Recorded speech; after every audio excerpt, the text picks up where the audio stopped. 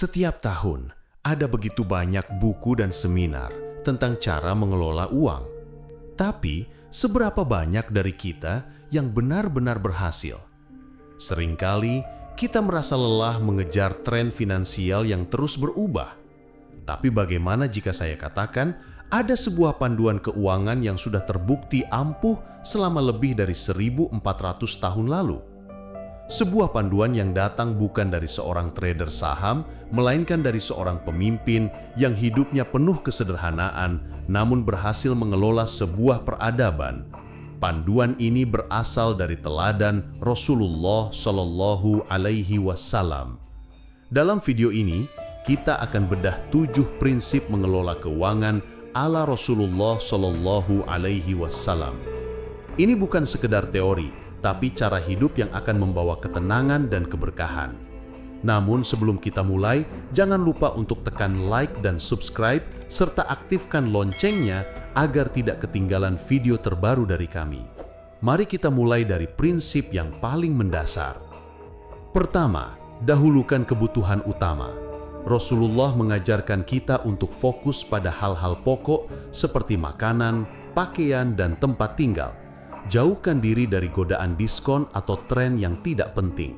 Dengan memprioritaskan kebutuhan dasar, keuangan Anda akan lebih stabil dan terhindar dari pengeluaran yang boros. Kedua, hidup sederhana. Ini bukan berarti miskin.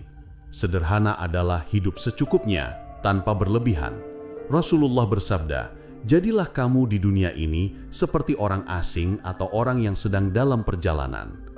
Ini artinya, jangan terlalu terikat pada harta. Hidup sederhana adalah kunci ketenangan hati. Ketiga, bersedekah. Sebagian orang mungkin berpikir, kenapa harus memberi jika harta kita terbatas?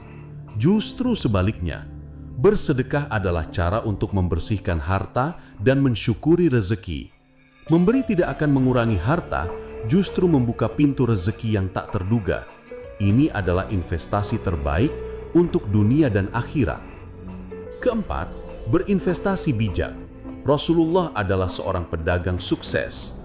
Beliau mengajarkan cara mengembangkan harta secara halal. Di era modern, Anda bisa berinvestasi pada emas, properti, atau reksadana syariah.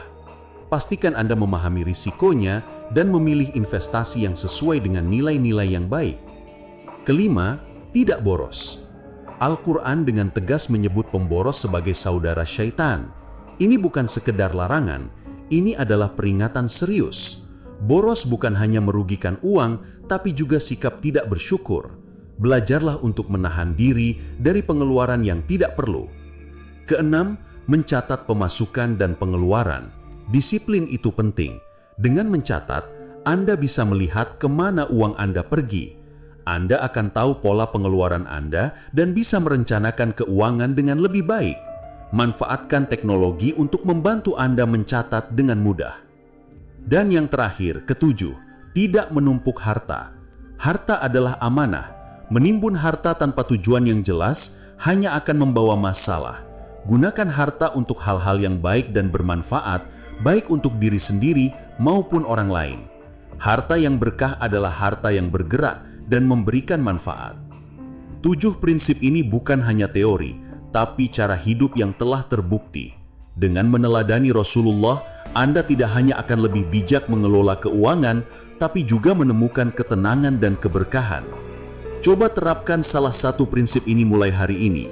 Dan jika video ini bermanfaat, jangan lupa bagikan kepada teman-teman Anda.